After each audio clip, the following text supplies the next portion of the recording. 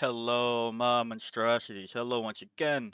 Today I bring to you a video long in the making, and that will probably be long. I don't have a goal for how long this video is, so whatever you see is on YouTube when you're watching this is what it is.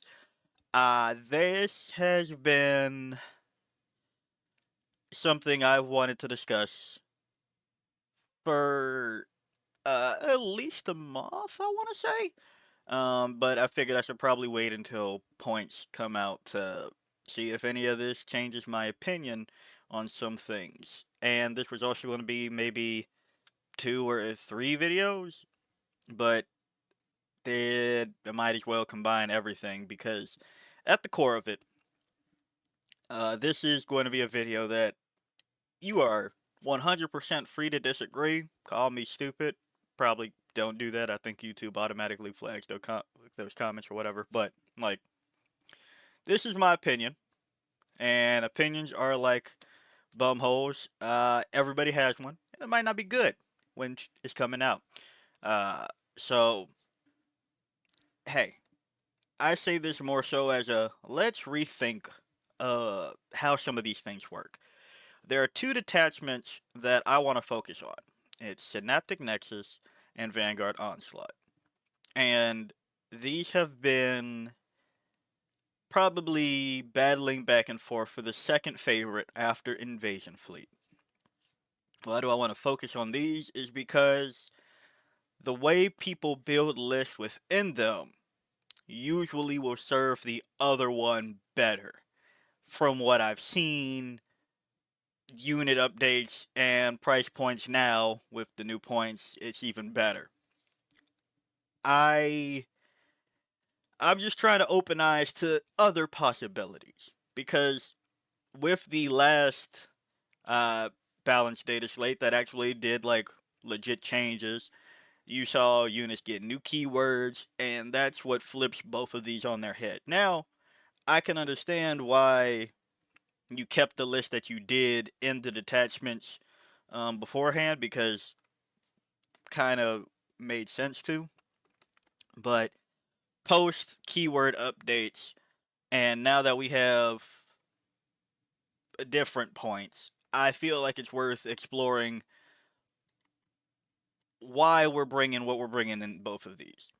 So, first, let's talk about what each detachment really gives you.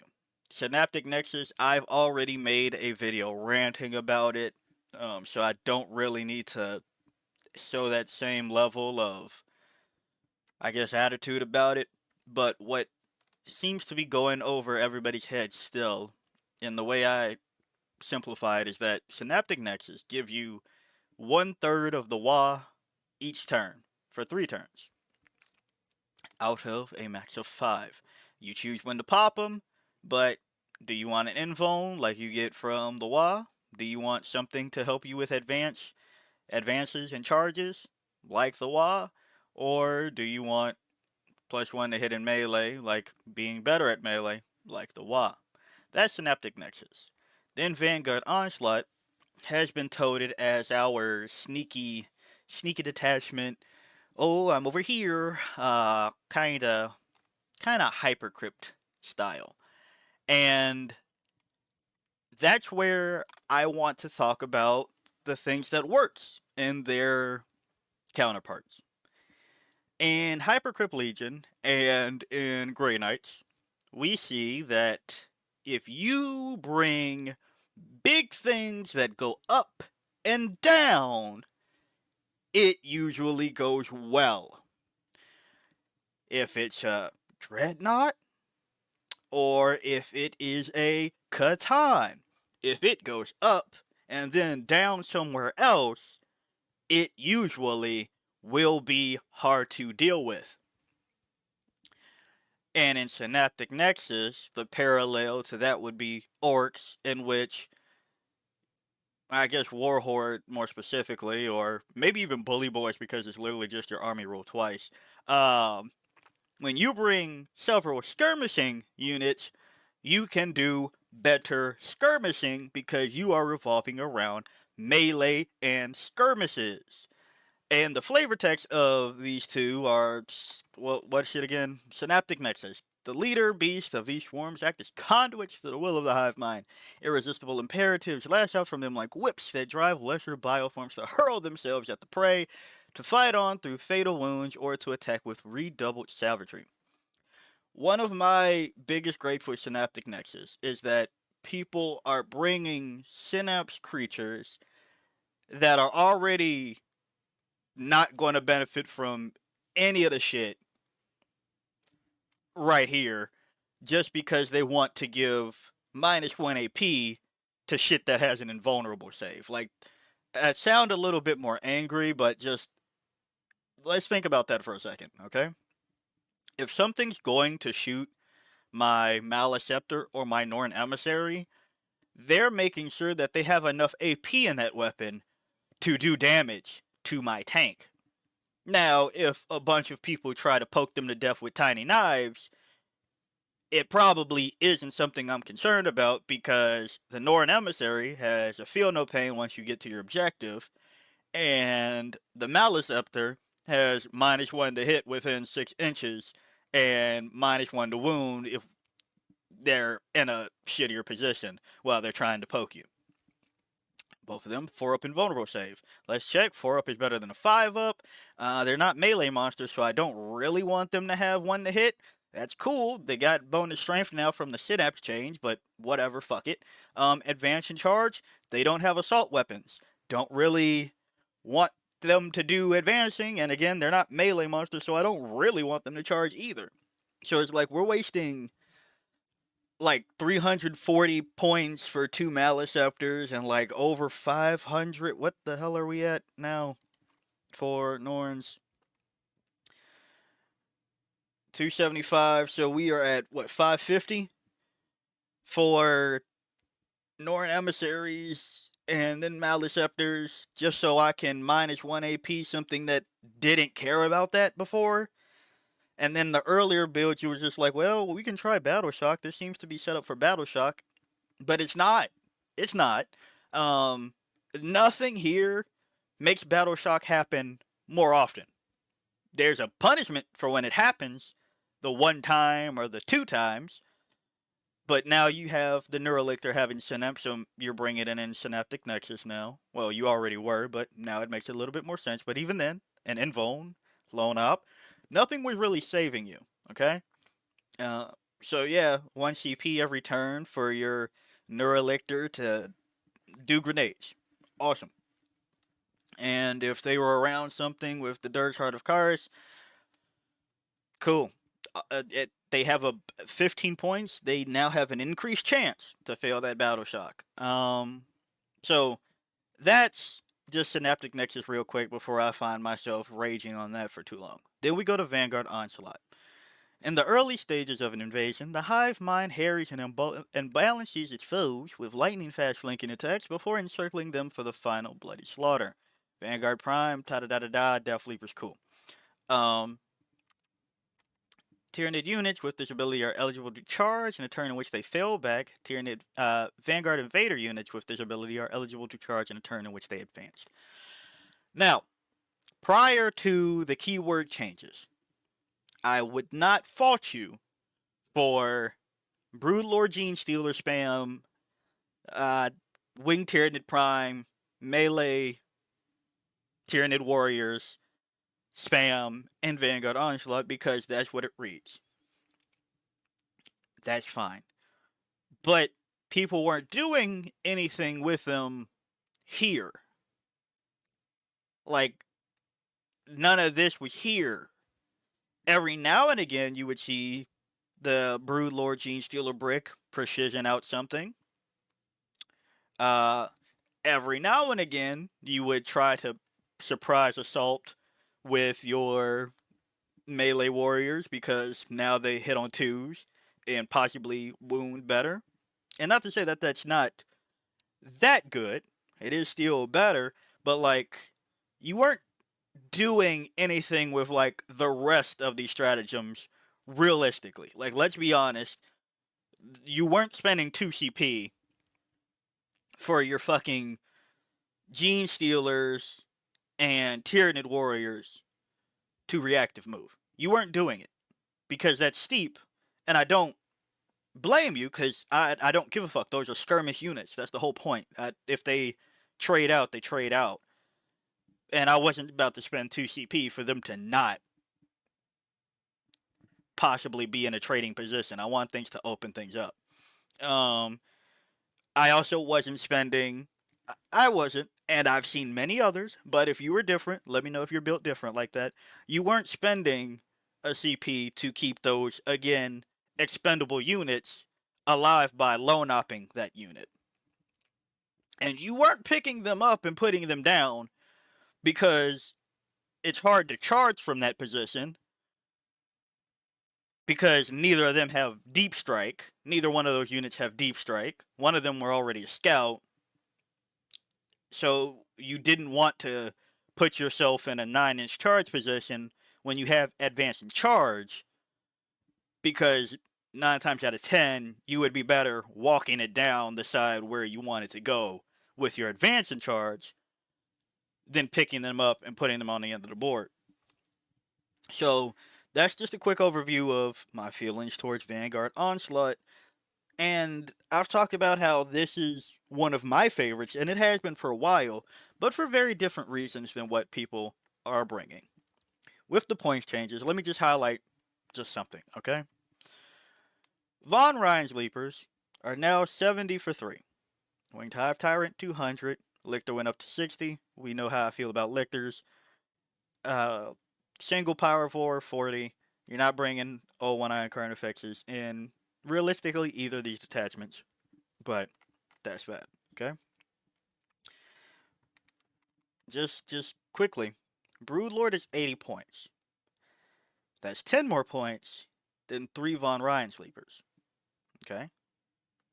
Then Gene Stealers, because you were bringing the 10, 150 points is more than, no, I don't know, a Moloch for 145 points.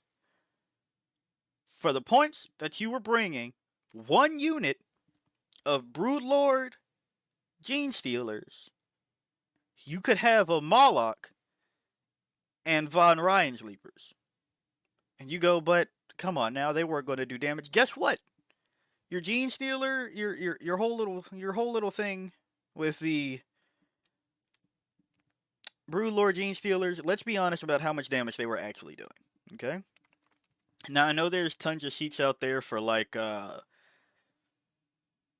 their effective value versus targets, and they have dev wounds when attached to the Broodlord and things like that, and they have reroll hits of 1. I get all that. But at the end of the day, you are trying to hit with a Strength 5, because now they're Synapse attached to the Broodlord, right? Strength 5, AP 2, damage 1 thing. And you're trying to get as many models into your target as possible to make them eligible to fight, so you can get a fuck ton of attacks into that target. And let's be real about how many things you are hitting with devastating wounds. Broodlord, a little bit better, 722. Twin linked, dev wounds, awesome. Make it harder for them to be hit in combat. That's fine. Now, with this in mind, let's also think realistically, okay? How much damage does dev wounds on D1 weapons do? At most, there is the upward potential of 40 wounds if everything hits and your opponent fails every single thing. And that sounds amazing.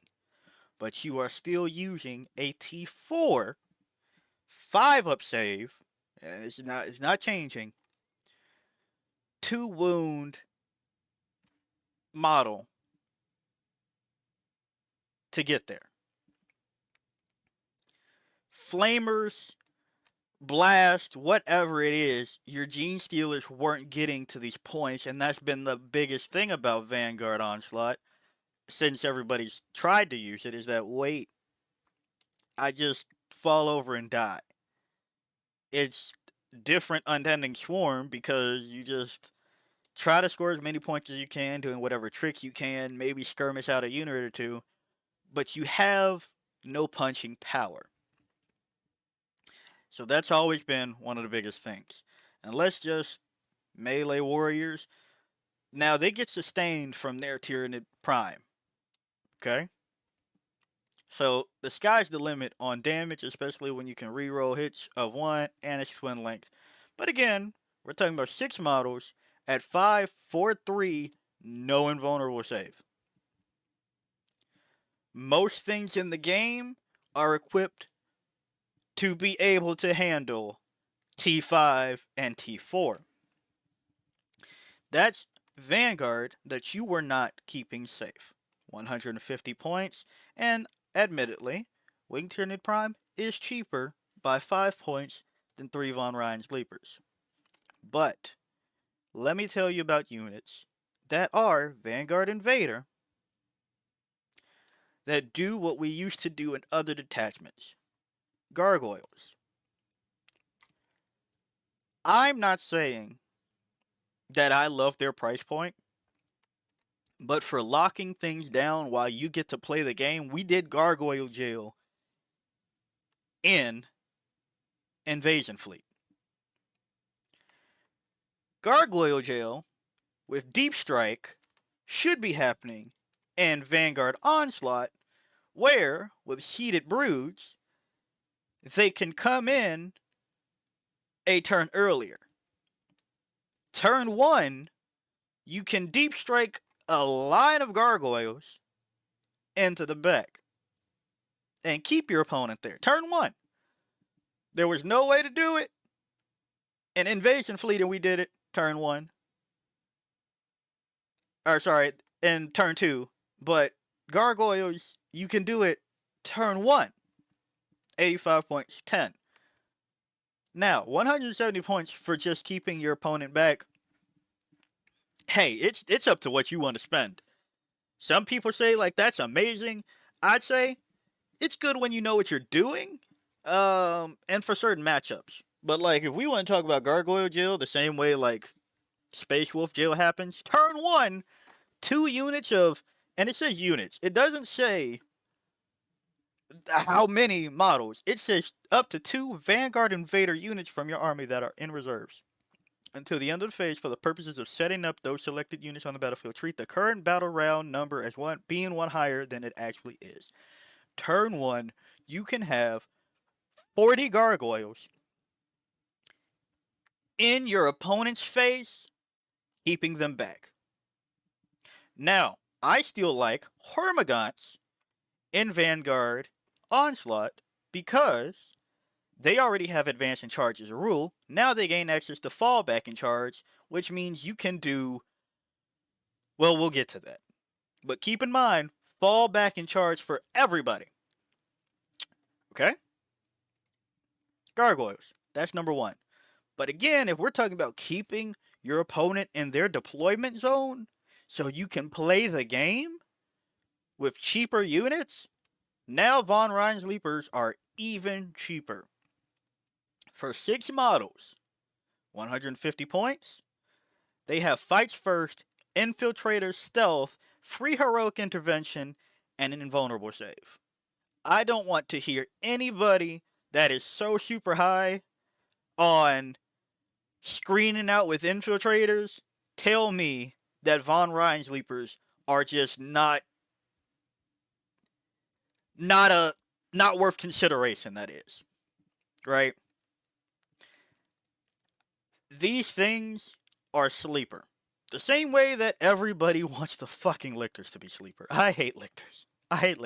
Okay? They're Fight First, Infiltrator, Lone Op, Stealth. They have no infone, but you can rapid ingress for free. Okay? So people like their Lictors for some infiltration screening, and then some rapid ingress later ability points giving. I got it. Don't anybody take that personally if you've bought into Lictors. They've gone up to 60. They've gone up to 60. But for 10 more points, for 10 more points, you can have 3 models that infiltrate and fights first with stealth, and they have an invulnerable save. So while your opponent can shoot them from further than 12 inches out, the same way you aren't necessarily just throwing your lictor to the wind, you don't need to do that with the Von Ryan sleepers. Okay?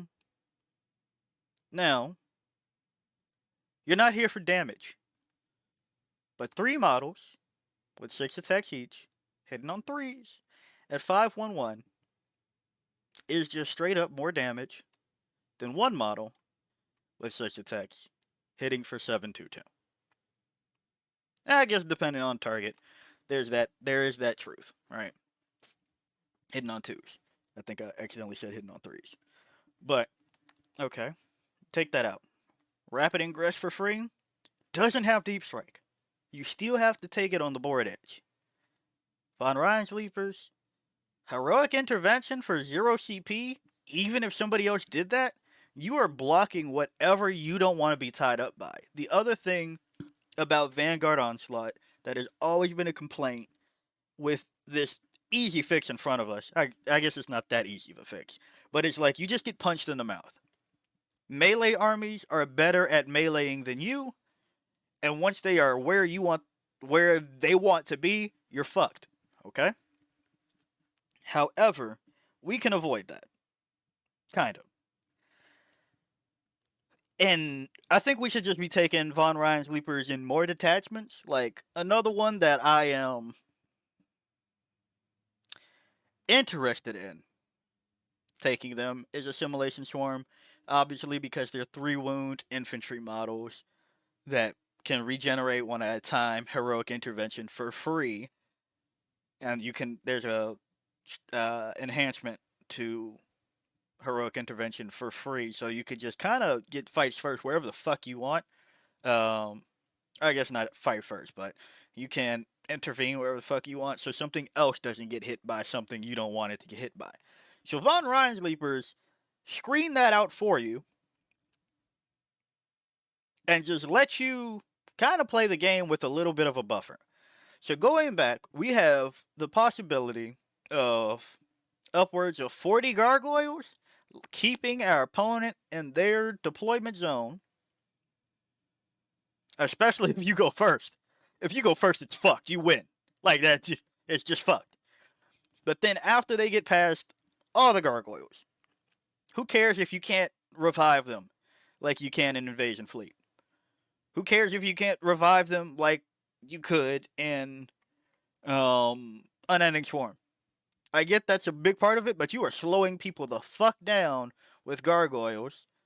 And then a line of Von Ryan Leapers. Now, we're talking about quite a bit of points here. Let's say that we go for 225 worth of them. Like, we just do 3 squads of 3. Okay? And then plus, what are gargoyles' price again? Yeah, 340 plus 225. That's 365. Yeah. That's a lot of points. But for your opponent to not play the game, I'm willing to pay it. I'm willing to pay a quarter of my army for my opponent to not play the game. That's a very unfun way to do it. This is just more of a tactic of if you are trying to win the game and be an asshole. I got that. True. Alright, we can do that. We can do that one. But that's just Vanguard Onslaught with some of the Vanguard Invaders that we've always had access to. The data slate made the snakes, as they rightfully should have been, Vanguard Invader. And this is where it's like, okay, so why did you talk about the Moloch earlier? A T10 monster, 3 up save, 14 wounds, 16 attacks, hitting on 3s, strength 8, AP minus 2, damage 1, with an extra attack, hitting on 3s, strength 5, dev wounds for infantry, dev wounds in general, and if it's infantry, you're doing it on 4 regardless of whatever it is. Damage 3. And when it comes up from Deep Strike, you are probably doing Mortal Wounds with the option of a Battle Shock test. And this is probably the first. Why are we trying so hard for Molochs in Synaptic Nexus when now we just have it in our face for Vanguard Onslaught? Why is it in our face? Remember when I said that Hypercrypt Legion is really good about putting big shit wherever the fuck it wants to be? Yeah. What if I told you 3 big ass snakes, T10, 3 up, say 14 wounds for less than what you were bringing 3 big ass bricks of Gene Stealers that don't really hit shit. Okay? Yeah. And then not to mention dropping the points for the Broodlord that you usually have to attach if you're using them for your game plan versus just scoring some shit here and there. Yeah. You can now have, hell, technically, a 4th Moloch if that was possible. Or even if you weren't bringing the entire 10-man brick of Gene Stealers, 80 plus 75 is still more than the Moloch. Okay? Because the Broodlord needs to go down in points. But we don't have that. We have the Moloch for 145. And you go, alright, okay, but like, is it that good? Let's look at what you can do with things that are in Vanguard Invader. Or Vanguard Onslaught that have Vanguard Invader. First off, Seated Brood, the thing that I dedicated a video about why this is so exciting, right? Is that now your Molochs also can come in turn 1, get that Alpha Strike, get that Mortal Wound bomb in the area. Hopefully, and maybe some Battle Shock tests. Turn 1, okay? And then we go to the other things. Now, they can actually use their ability more than once, because the way that it's phrased is each time this model is set up on the battlefield using the Deep Strike ability, which don't know why they blanked on this in the beginning. You have the ability to uppy downy your big snakes now. Okay? As long as they're not in combat.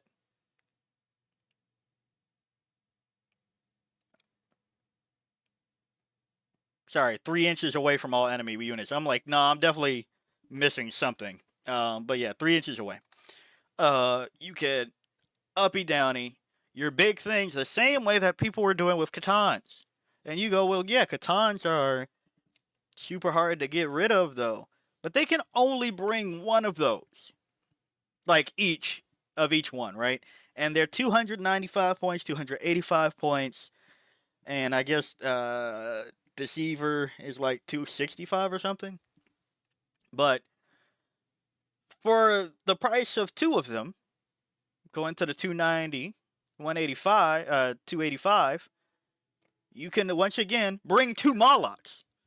Which, like, yeah, they have an invuln, half damage, feel no pain, regen. Cool. You can also bring 2 Molochs so that people have to go at least twice into them.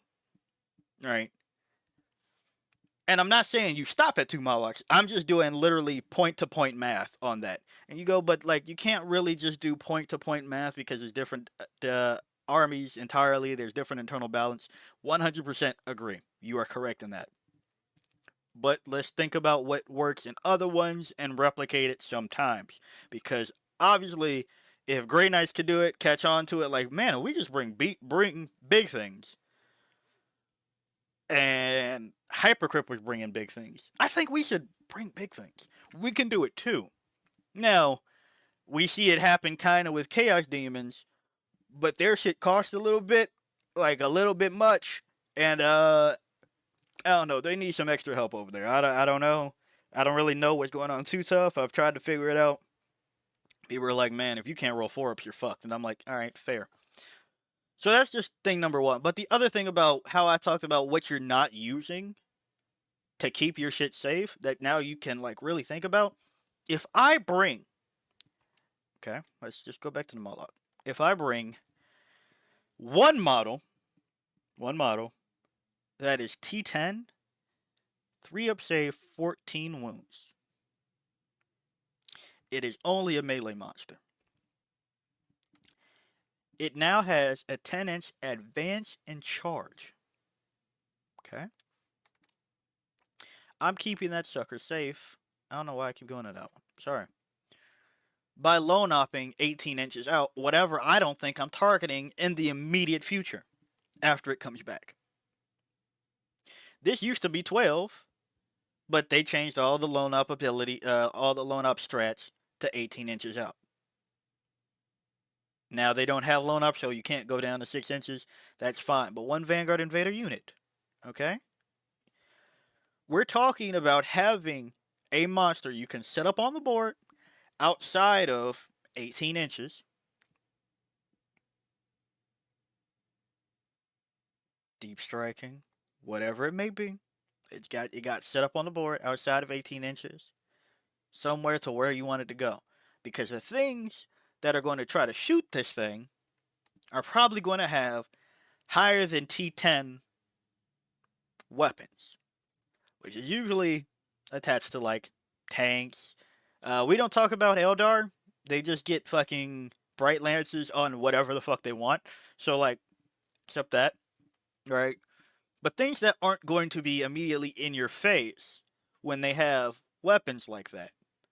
So, you load up the giant fucking monster that has a 10-inch move and can advance and charge. Okay, I don't know if I'm making that clear, but like you just spend the point there. You spend the point there. Because realistically, people aren't spending points in this one. You can uppy downy. There's some shit that we're uppy downying in this detachment that I'm like, sure, I guess, but like, you know, we have Moloch. Moloch do Moloch thing when it comes back. So, yeah, if you do it outside of 18, you aren't going to trigger its ability. Cool, we take that. How much was I really caring about the ability? Like, it is still D3 wounds.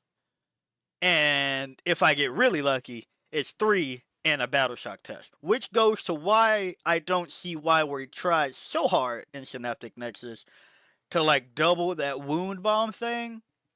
Where it's like, yeah, you can spread out wounds around places and then possibly get lucky on making them take a battle shock test, but it doesn't battle shock them. They still can pass the test.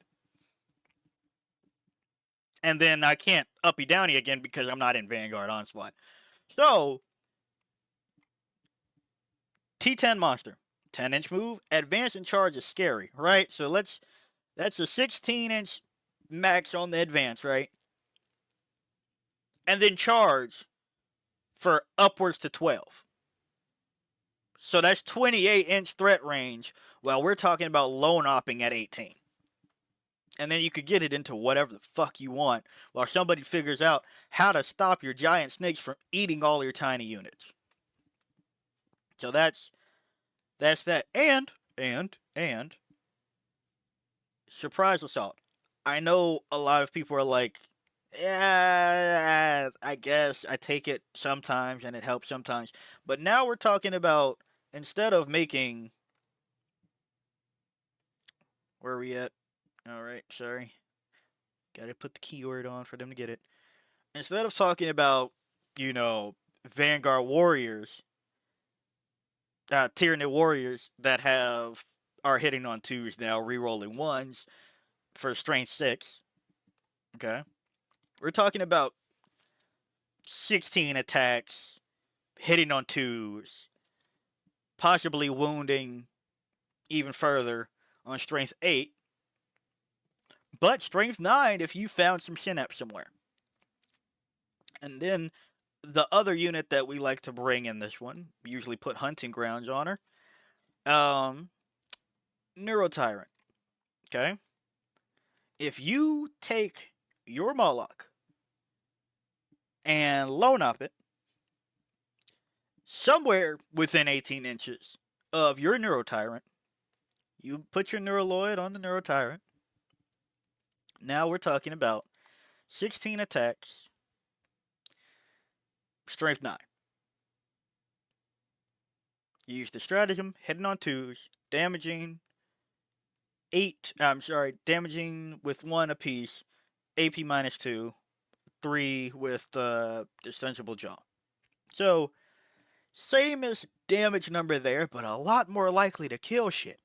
Especially the things that I want it to kill.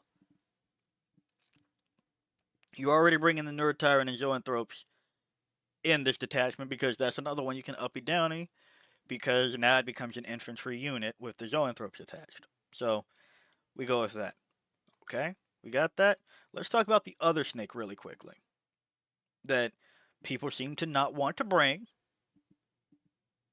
I like it. It's already hard to screen out a 3-inch deep strike. As we've seen, where people can even fit a fucking monolith in your opponent's home with a 3-inch deep strike. Okay? What if, hear me out, what if they had to think about that 3-inch deep strike happening more than once, right? Like, what if you bring 2, hell, maybe even 3 Trigons, right? Maybe you try and Trigons? Well, not try, like, you try it out, but like, see, try as in 3. 3 Gons, okay? What if you try Trigons? And then they have 3-inch deep strike. Mind you, they can't charge that turn, but now you want to talk about a rapid ingress threat?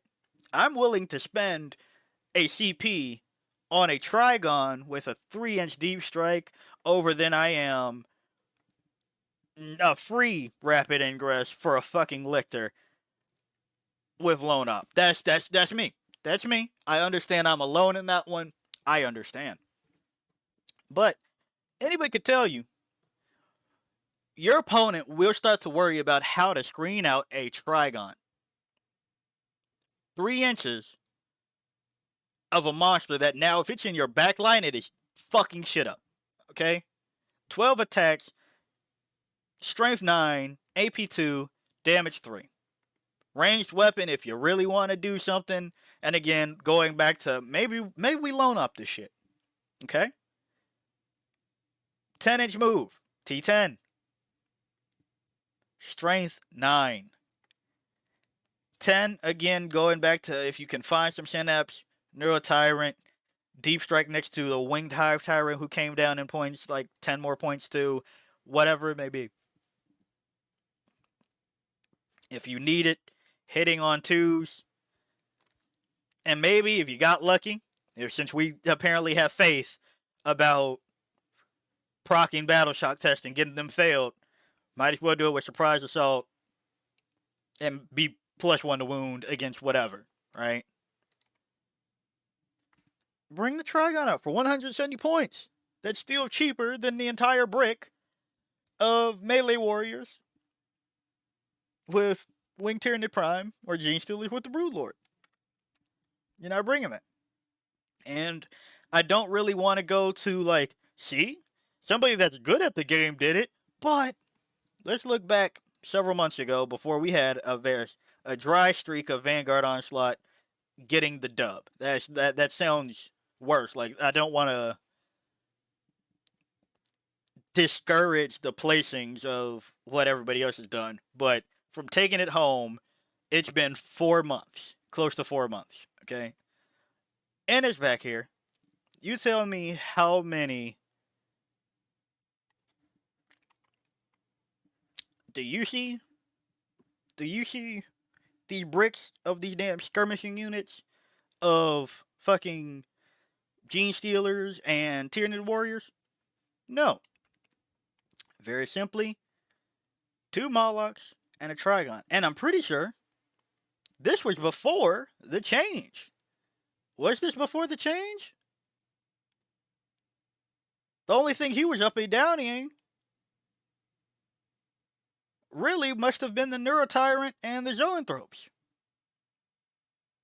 For the Neurolictors that still were like triggering these tests and shit, were hunting grounds, with hunting grounds. Like, you're doing battle shock tests. And that's the other thing about Vanguard Onslaught I really want to drive home. Before we talk about, I'm not going to completely disregard the first that just happened. I'm getting there. But Vanguard Onslaught gives you ways of triggering battle shock tests. Their units trigger battle shock test. Death Leaper, Neurolictor. Not both of those are Synapse, but both of them are Vanguard invaders that trigger battle shock test. Not saying that battle shock is a great mechanic, but if we were ever going to build around it, it's not in the detachment that just gives us grenades if it happens. It's in the one that gives us an enhancement that if people uppy downy in our face, there's a chance that they're battle shock when they come down, so that kind of undoes their progress for uppy downing. Is one that gives us free range on making something take a battle shock test. Okay? But let's go to one that did have all of the tiny bits. Oh, wait. I didn't even know. I promise this part wasn't scripted. Didn't know we actually brought gargoyles in this list. All I saw was this, and I was just like, yeah, let me fire up this conversation. Unfortunately, you see that we still need to bring the Exocrine and the Tyranids effects, no matter what detachment it is, because our entire army kind of hinges around that. But gargoyles and then biovores. Only one unit of the Broodlord Gene Stealers maxed out, so I'm assuming that's just for your scout, especially with Stalker, Advance and Charge too. Finally get that going. And that's the other thing. Layer the hits. You can't layer the hits with several waves of Tyranid warriors and just hope that they just get there. That's the other thing I want to drive home about getting your Tyranid warriors to melee. Okay? So we see that we have 2 Neurolictors, 2 Lictors, maybe one was in reserves, maybe they both were out, uppy downy, who knows, but that's a decent screen. You have Broodlord Gene Stealers, again, a screen, because they're scouting. I'd be very surprised if they didn't scout these. Biovores for more points. 2 units of gargoyles that I would assume got seeded brooded, like I said earlier. That could just be confirmation bias. So let me not even, just say like I know that's what they did, because I have no clue. But given what I said earlier, there's probably a good chance that you take the gargoyles more so than the Hormagaunts. You want the Hormagaunts to do what the gargoyles are doing in every other detachment. However, when I have gargoyles that can deep strike turn 1 in my opponent's face, I'm bringing gargoyles if I can. Of course, the Winged Tyranid Prime, Winged Hive Tyrant, of course. With Chameleonic, I likes that. Broodlord with Stalker. And Death Leaper. So yeah, triggering Battle Shock test, getting that +1 to hit probably by using Surprise Assault. I'd be astonished if we're not. But you see how much Battle Shock is going on here? Neurolictors, Hunting Grounds, the strat to trigger around the Neurolictors, probably for +1 to wound, and that's when you go in with a bunch of fucking Tyranid warriors. Like, you have to put out a good screen if you're going to try to do that. But then, you still need something to kill shit. We can't just bring 3 units of melee warriors and 3 units of Gene Stealers and hope and call it a day, because they just don't punch that much. And then they fall over. But if nothing can get to your Exocrine and your Tyrant effects, guess what? You kind of win. And we see that with Ennis's list as well, right? Exocrine, this is with Malice up there. This is before T-Fex was good. So, that's that. That's on that one. And you still need armor breaking, as you see. Neurotyrant with Zoanthropes, able to be picked up. Honestly, well, for 190 versus 305, that makes sense. But maybe in a different list, we drop Tyrant effects and maybe the... Yeah, that's probably why. What else would you drop just to get the Neurotyrant, get the think tank in here? So, We go with that angle, right? We've talked about it, but again, and it's brought the snakes before they got the keyword, if I remember correctly. Now, if this was right after they got the keyword, even better. But as you can see, the way to win with this isn't necessarily just hoping that your most melee unit, melee focused units of the little guys can do little guy shit. Okay? So that's the first half of this tangent, pretty much for that most part. Um, but we're going to focus on the what advance and charge because you're covering your weaknesses versus playing to your strengths. That's another thing where in my design philosophy of gaming, like not necessarily just Warhammer or whatever game I'm playing, I'm the type to play to strengths versus cover weaknesses. Usually. Usually. I don't like having weaknesses, but if I have to be faced with the option, play into the strength first. So we're talking about advancing and charging at its base. Now, mind you, they are monsters, so they can't go through walls, but they can deep strike. Okay, that the mobility thing. Okay, wherever the fuck they want to be, they can kind of be. Um, 10 inches versus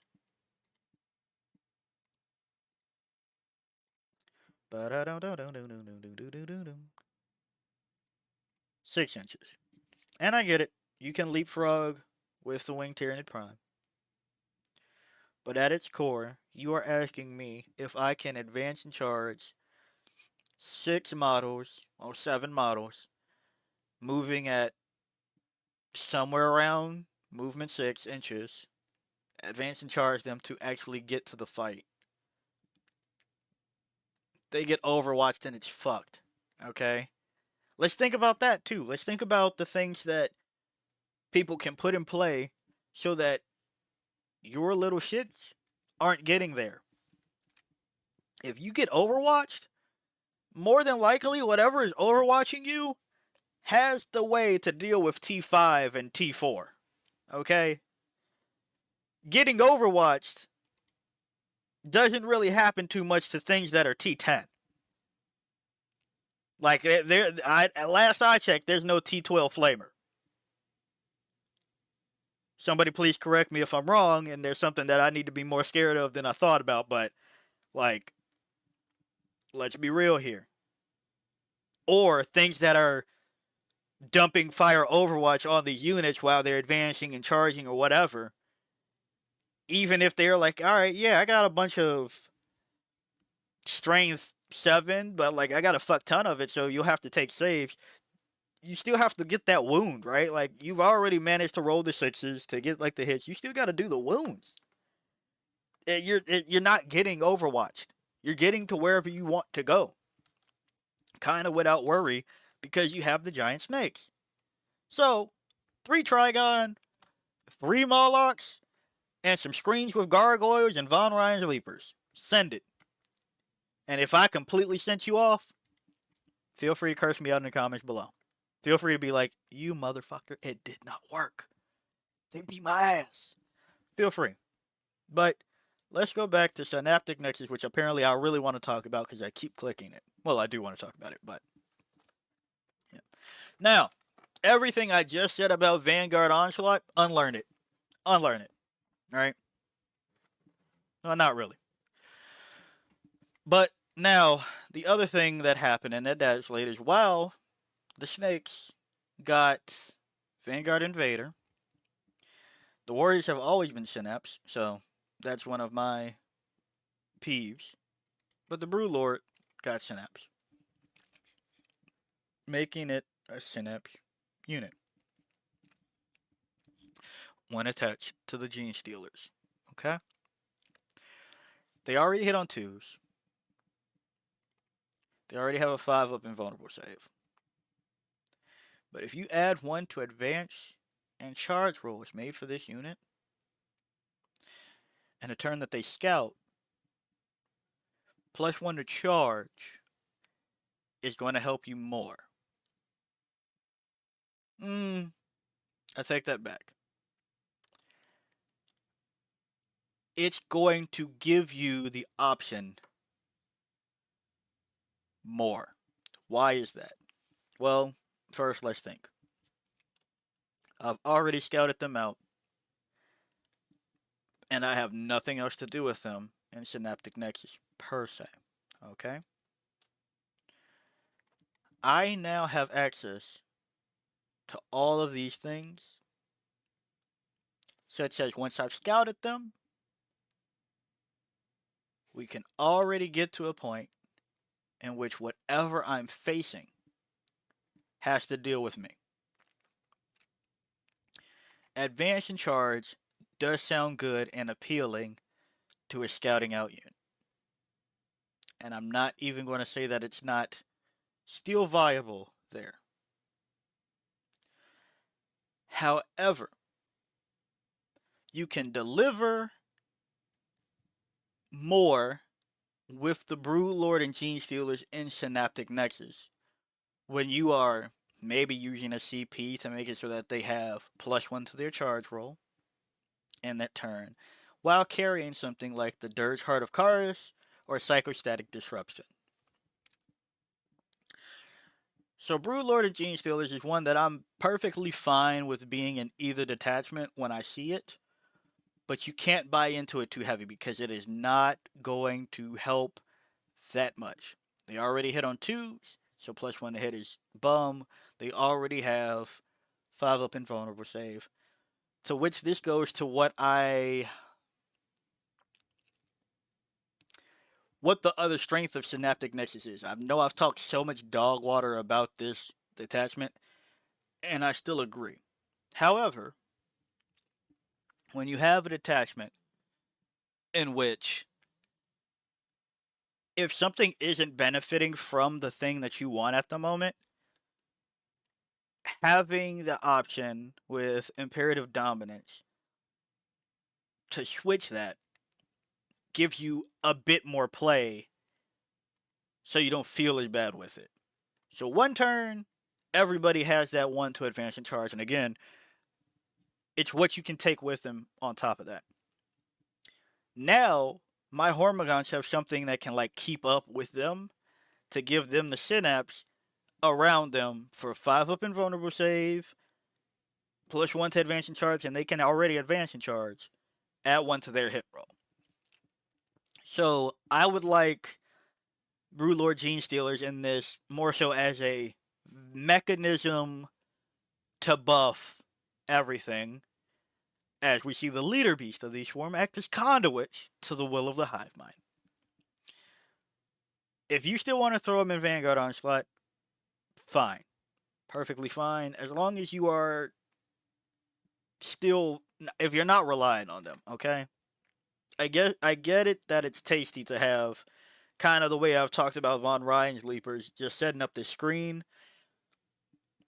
but it's a more expensive screen because you're expecting them to actually punch something, where Von Ryan's Leapers, I'm not expecting them to punch something, and they're stopping me from getting punched because they have heroic intervention for free. And they have an invulnerable save, fights first. Like, whatever is trying to get to me is still going to get punched a little bit, guaranteed. Right?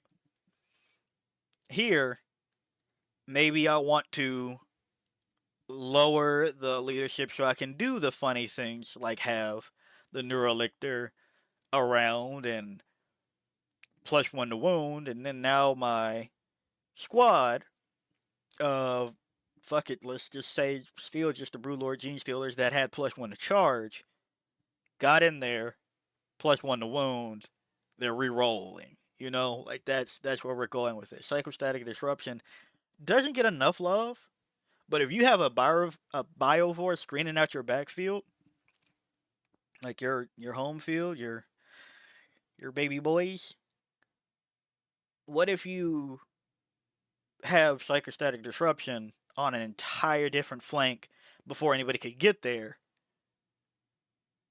because they have Scout? So that's on that one. However, Now I will completely dog anybody trying to bring Tyranid warriors in Vanguard Onslaught versus Synaptic Nexus. Synaptic Nexus.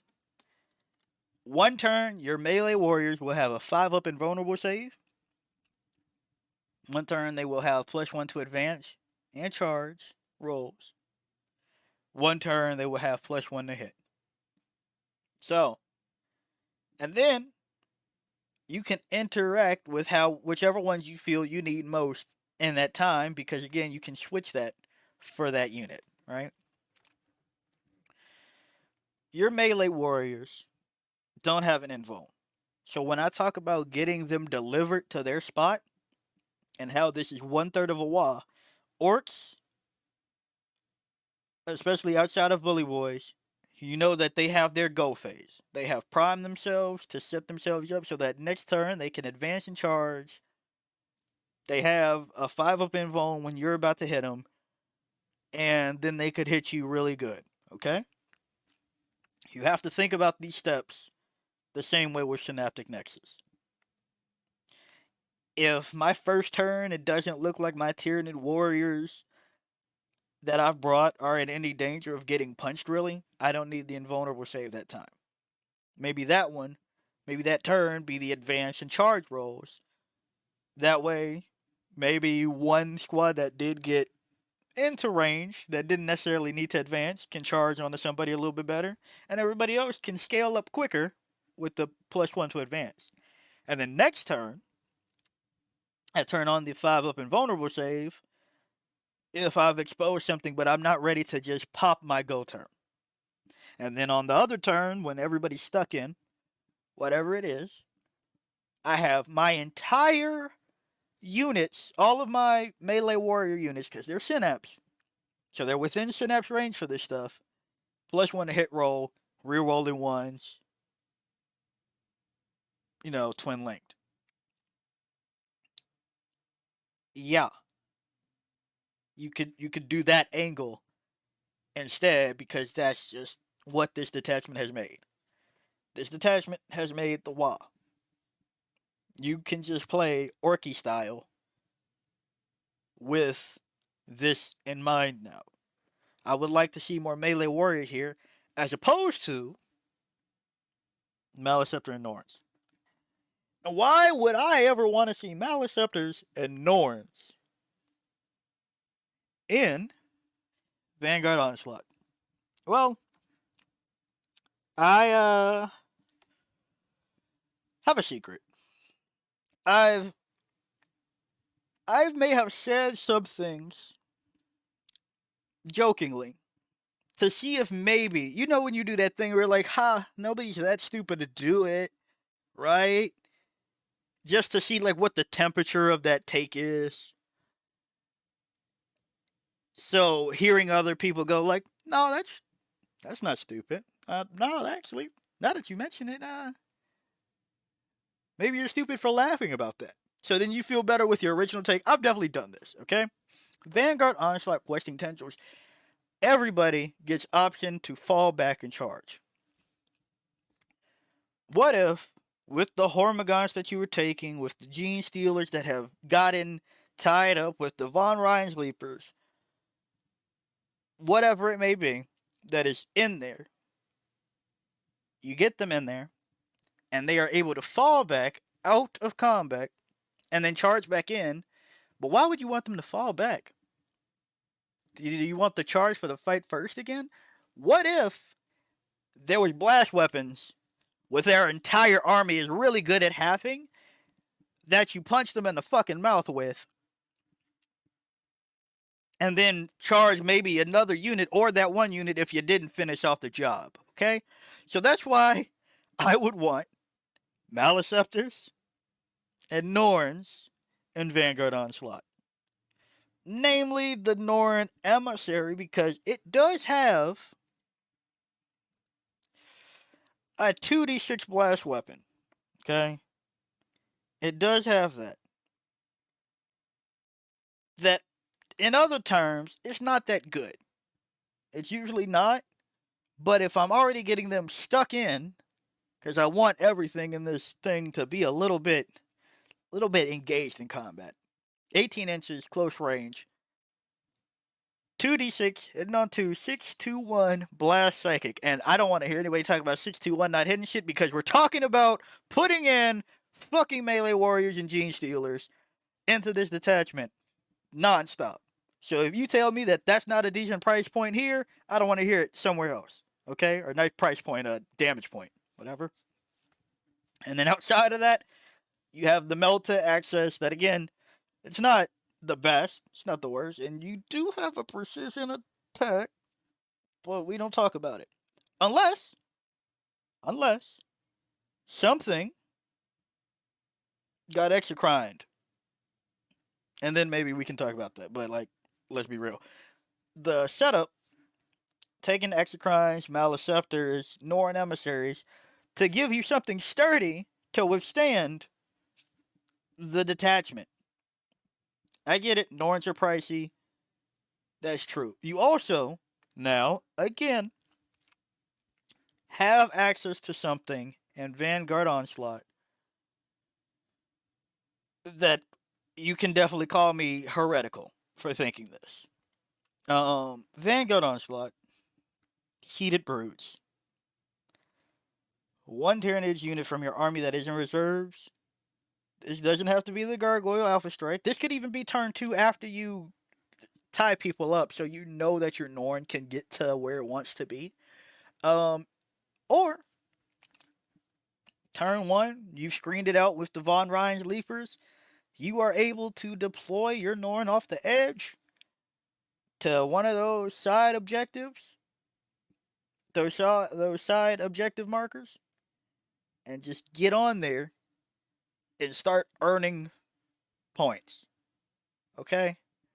Because it is a Tyranid unit, and you can treat the current battle round one higher than it actually is. So in turn 2, you can turn 1, you can treat it like it's turn 2, and turn 2, you can treat it like turn 3 if you think that your Norn assimilator or Norn emissary needs to be in your opponent's home field. Especially if you've cleared it out with some 3-inch deep striking as Trigons and mortal wounded whatever their screen was away with Molochs. And then you just take their shit. But I understand nobody will go that far. Not too many people like the Norns. And I can't even say that it's all that effective, but it is really fucking funny. You can do it. But going to the Maleceptor, you're not putting that in reserves either. However, it has a blast weapon. Once something has gotten into combat, didn't kill it, fall back, shoot it with whatever, your Maleceptor or your Exocrine that have a long range blast weapon or a short range blast weapon, or I guess vice versa, right? If that doesn't finish off the squad, charge again. And you get to do the thing. Maybe it was something as simple as you put your Von Rhein's Leapers, they heroically intervened. Just to stop whatever it was from hitting you. Right? Like, just going back to that, you set these things up so that whatever was going to come hit your bugs, don't get to do that. Whether it's your Hormigons too, that have advanced charge and fall back now in this detachment. They absorb the hit, they fall back, maybe you don't kill it. Maybe you're trying to get through Deathwing Knights. Okay? You keep them in jail while you get to shoot them like fish in a barrel. They have to go into you. You fall back, shoot them, ram back into them. They have to deal with you before they can get to whatever you didn't want them to deal with. That's Vanguard Onslaught. Now, you will say that in Synaptic Nexus, there is a fallback and charge threat. I don't want to spend 1 CP on my shit like Hormigons and Gargoyles and Von Rhein's Leapers to make them charge again. There's no value in that. They are there solely to tie things up.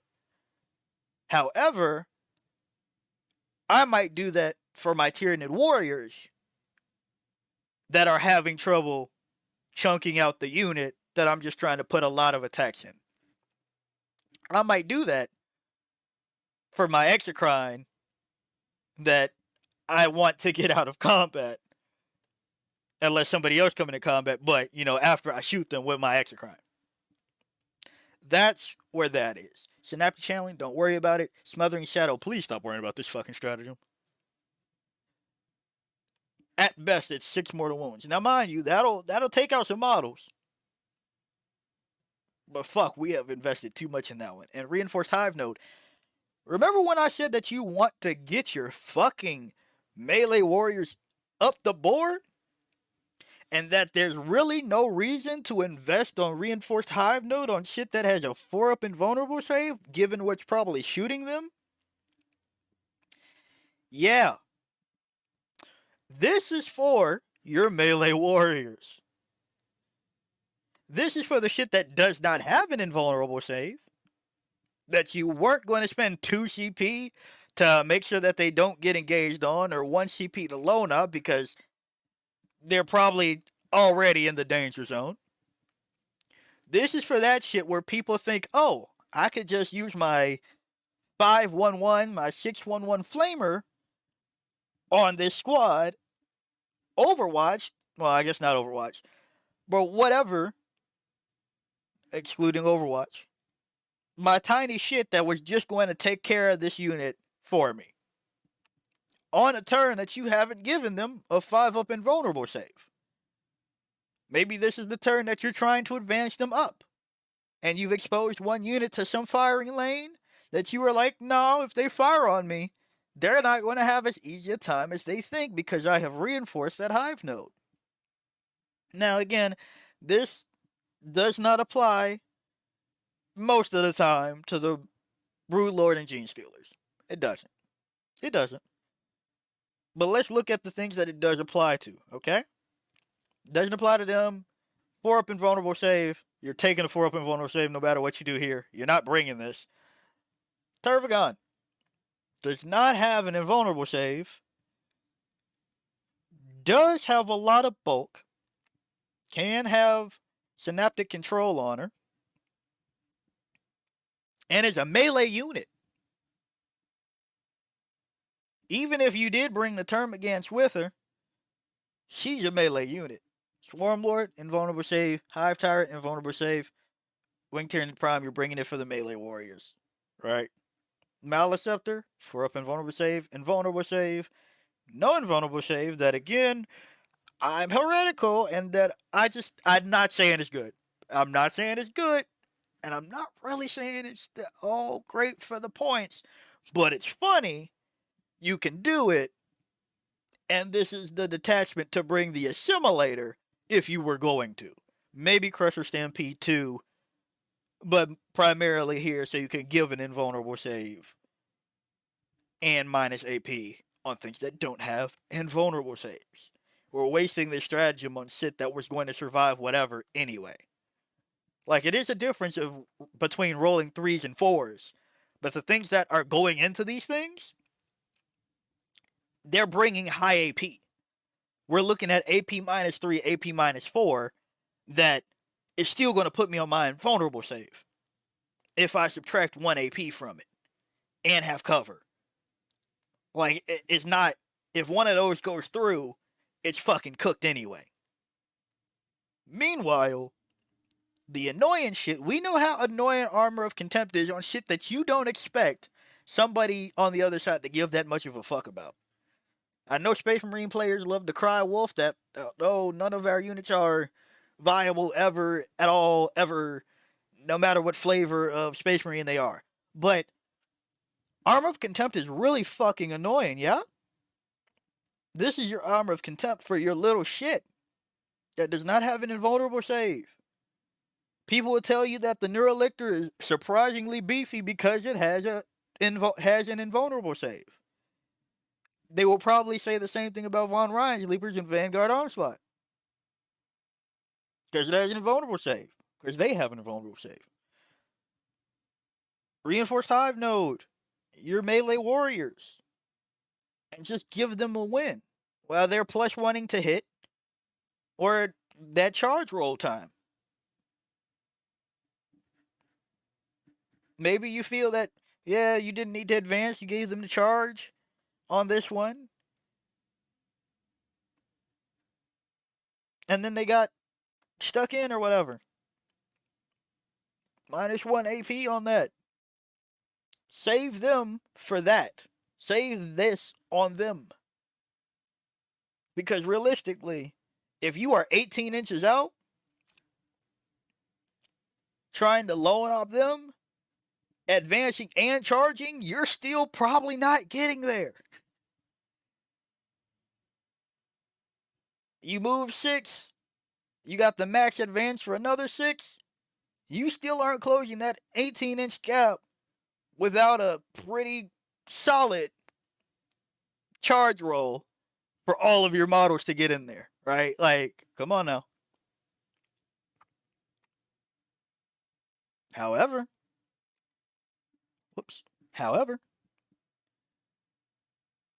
even if they didn't get an advance in charge, they advanced or charged, and they're a little bit vulnerable, and people have to dedicate more time to the little skirmish unit that you were just fucking bringing to do damage that they weren't expecting.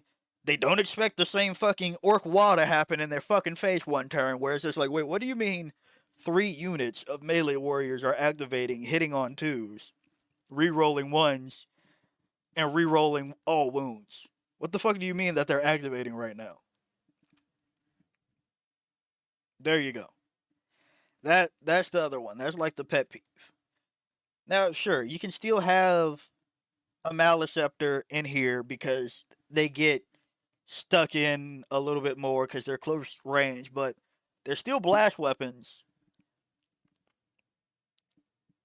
And that'll give you some way of having irresistible will if you didn't have the exit crown on top of it. But we're seeing less Maliceptors because we're learning. For the bulk, it kind of ain't worth it. So maybe this is the oh shit, I'm playing orcs. Let me bring a bunch of small shit because it's further leader beast of the swarm, heck, this conduit, yada yada yada, with the big shit and do it that way. Instead of maybe now I'm a Tervagon truther, okay? She can do no wrong in my eyes. Her price point is a little bit wrong, okay? However, is Synapse and one thing that you can subtract the damage characteristic from. Well, I'm not talking about Tervagon because it is the same profile minus an invulnerable save. Like a 2-up save, right? Actually, I take that back. It's a better one to an extent. Because Turvy, 2-up save, Maliceptor, 3-up. So again, it was already a 3-up save for the shit that you were like, oh yeah, let me pop a reinforced hive note. Like, bro, come on now. 2-up save, 11 to 16 bulk. I don't care how many fucking Termagants you brought. Maybe you only bring like 20 or 30. But let's put it this way also. If you bring 2 Tervagons that are 5 points more than the Maliceptor, I get it, you don't have the ranged attack, so it's 10 more. 10 more points. And then you bring maybe 30 Termagants. So for another 180 points, that's the cost of your 3rd Maliceptor. You have a screen that is going to be doing lethal hits because they're around Tervagon. That is going to have a 5-up invulnerable save one turn. Who gives a shit about the rest of that? You just want something to block your shit. If they try to get rid of Turvy, reinforced hive node, and you're constantly putting your screen back up with the Tervagon. Right? Where to put her? Where to put her? Where to put Turvy? Right? Because you can't, this is an invasion fleet or assimilation swarm or unending swarm. There's no other way to regen outside, but I think you give it a shot. Sorry if you heard that bump. My bad. Give it a shot, especially when she's subtracting one from the damage characteristic on one of them. Just take that bulk and take it that way. You're putting up a screen until your melee warriors get in there and just beat some fucking ass. Now, I should also point out, why would I bring Turvy if I want to just, have the chunk but still give things around me lethal hits? I'll just bring a Hive Tyrant, and you can. But let's talk about that difference too. People would bring Hive Tyrant and or Swarm Lord with Tyrant Guard to Uppy Downy and Vanguard Onslaught. I'd say you do that in Vanguard Onslaught with Swarm Lord because now it's Lord of Deceit. So if you can pick up that, place whatever the fuck you want, yeah, that'll get annoying, especially when people realize that they have quite some bulk to get through for that unit. So I'd say do that. Hive Tyrant, yeah, bring Hive Tyrant and Synaptic Nexus. Give things lethals around it. Perfectly fine. But you don't really have a bonus for bringing more than one Hive Tyrant. And I don't mean that as the keyword, I mean the literal data sheet. You're not bringing this twice. So maybe one Hive Tyrant, maybe one Tervigon for some bulk that people aren't expecting. Give everything assault and lethals around. That means that, hell, even Turvy's shitty little weapon of the Stinger Salvos might be able to plank like one more wound or something. But, you also have both of them as Synapse. Throw some Irresistible Will. That way you can put your Exocrine shot somewhere else, and you have 30 Termagants, re-rolling ones, and wounds of one, assuming that you're not bringing the twin-linked Spinefish, but you probably are. Lethals, right? Just fire that volley. Wow. Your real threat, I guess I should say, of melee warriors scales up with them and goes that way. We're finding that we didn't have the damage output in Synaptic Nexus, even though we had the durability. And in Vanguard Onslaught, we didn't have the durability, but we had the damage output sometimes on a good day. Just switch the shit. Switch what you're putting there thanks to the keyword updates. Put monsters in Vanguard Onslaught the way we see it work for Grey Knights. Greater Demon spam of fucking 7 Greater Demons is still tough. I know it hasn't won anything, I don't think. Let's just double check that real quick. Real live fact checking. I guess not live for you all, but yeah, 7 Greater Demon spam hasn't won something, but it's still fucking annoying to deal with. Okay? And they only have so many that they can throw up that actually will do anything on top of that. Synaptic Nexus, you have the Wa broken up across parts. Don't try to play it as the shooting detachment when none of this shit wants you to fucking shoot. That's my other thing about Synaptic Nexus. Is like, I get it that I don't like how it's written out and developed, but at the same time, I'm losing my fucking mind where everybody's like, yeah, I'm going to throw 3 Malice Scepters, 3 Norn Emissaries, the 2 Hive Tyrants, well, a Hive Tyrant and a Swarm Lord, Exocrine, Tyrannifex, and this will be my shooting list. It's just like, why? Just stick to Invasion Fleet for that. This is the whole thing is like, you want to fight in melee, bring melee units. Another melee unit that I think you should be bringing in Synaptic Nexus. It's not the Screamer Killer. Oh, I'm actually working on that as a video, so maybe I'll come back around to that. But another one that has play in Synaptic Nexus that I think people are only seeing the value with in Crusher Stampede, so I might as well like throw it in here while I'm talking about the 2 detachments. Haruspex. If you give a T11 monster with 3 up save, 14 wounds, a 5 up invuln for a turn, well, it gets you up the damn table. And then we learned in Crusher Stampede, damn, this thing really does like re-roll hits. What if you gave it reroll hits and wounds with all these fucking attacks? And because we love battle shock so fucking much in this detachment, if it does it, it can trigger a battle shock test around people the same way we wanted that Moloch to do it. But this way, it has a chance to do it more than once the entire game. Bring the horror specs. This is the melee detachment. Bring the best melee monster we have. Well, the most points efficient. I think that's still a toss up between Old One Eye and who's actually the best melee monster. But for the points, the horror specs. Synaptic Nexus. Synaptic Nexus, horror specs, melee warriors, Tervagon instead of Maliceptor with some Termagon screen, Hive Tyrant.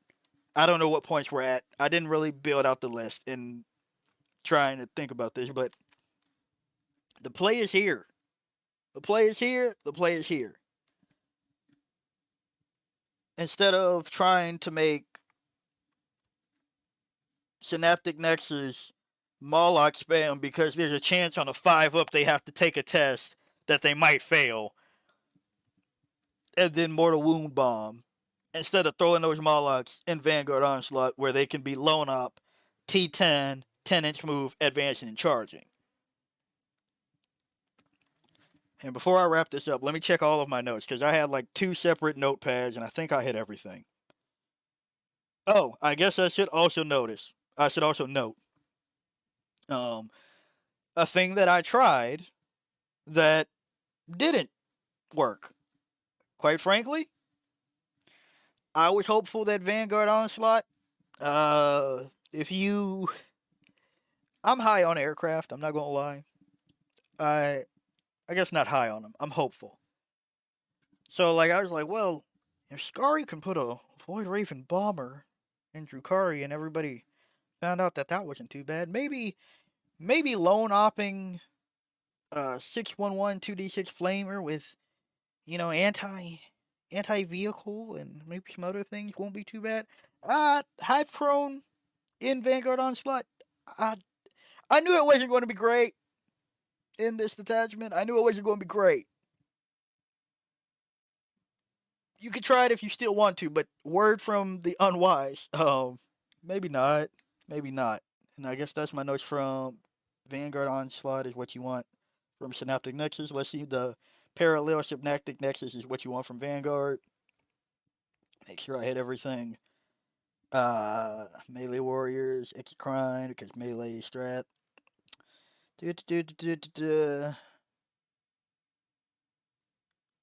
Yeah, I think I hit all my points. So I'm wrapping up this video. I don't know how long it is at the time of recording, but if you stuck around, I hope I opened your eyes a little bit more about how just first off points values work and what things should be in certain things thanks to new keywords. Now, GW 100% set us up where they didn't know what the fuck a keyword was in the beginning where they released the codex.